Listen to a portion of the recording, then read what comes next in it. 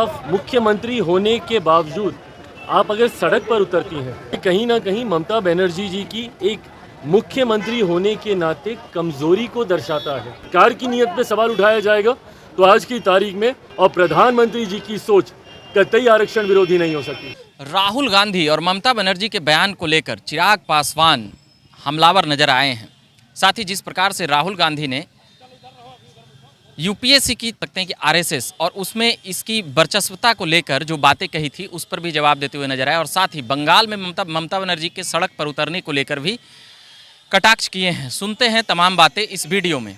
मेरी समझ में नहीं आता कि आप जनता का विश्वास जब आप खुद अपने ही सरकार अपने ही प्रशासन के खिलाफ मुख्यमंत्री होने के बावजूद आप अगर सड़क पर उतरती हैं तो क्या आप जनता को विश्वास दिला रही हैं न्याय का, या उनके भीतर एक डर का माहौल आप पैदा कर रही हैं? ये कहीं ना कहीं ममता बनर्जी जी की एक मुख्यमंत्री होने के नाते कमजोरी को दर्शाता है। ये समझ के परे है कि एक राज्य का मुख्यमंत्री अपनी ही सरकार अपने ही शासन अपने ही प्रशासन के खिलाफ सड़क पर उतर जाता है, तो ऐसे में यह आपकी कमजोरी को दर्शाता है। ये दर्शाता है कि संभवतः आपके हाथ में भी अब अपने राज्य की व्यवस्था, अपने राज्य का तंत्र अब आपके कंट्रोल में भी नहीं है, और इसीलिए इतनी ज़्यादा अराजकता का माहौल बंगाल जैसे राज्य में बना हुआ है, जो सिर्फ और सिर्फ मुख्यमंत्री जी की लापरवाही उनकी कमजोरी को दर्शाता है।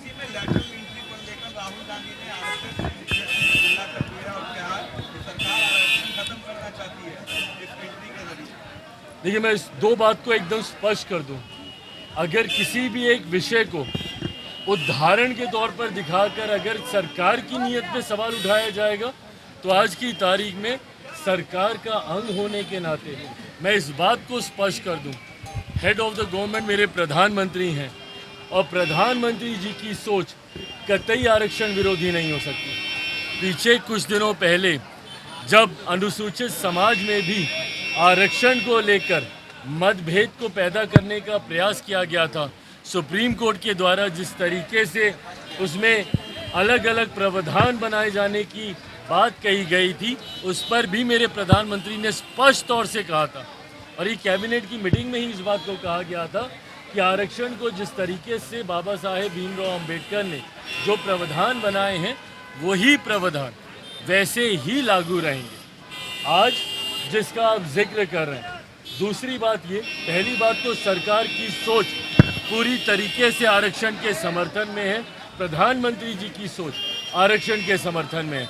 दूसरी बात, मैं और मेरी पार्टी कतई सहमत नहीं है आज जिस तरीके से कुछ पदों के नियुक्तियों के लिए डायरेक्ट बहाली के लिए सीधा वहाँ से डिमांड्स मांगी गई है जिसमें आरक्षण का ध्यान नहीं रखा गया है। इस बात के मेरी पार्टी भी पूरी तरीके से खिलाफ है। सरकार का अंग होने के नाते सरकार के उचित प्लेटफॉर्म पे इस कंसर्न को मेरी पार्टी के तरफ से हम लोगों ने भी दर्ज कराया है। आने वाले दिनों में भी इसके ऊपर मजबूत आवाज़ हम लोगों की तरफ से उठाई जाएगी। कोई भी सरकारी पद की नियुक्ति अगर निकलती है तो उसमें आरक्षण के प्रावधानों का ध्यान रखा जाना ज़रूरी है। अनुसूचित जाति जनजाति पिछड़ा वर्ग का जो आरक्षण जिस तरीके से सरकारी नौकरियों में जिस तरीके से चलता आ रहा है, हर नियुक्ति इसका ध्यान रखा जाए, ये अनिवार्य है।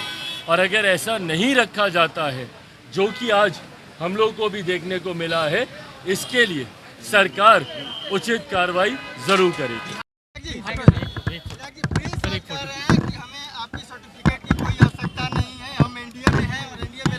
Thank you.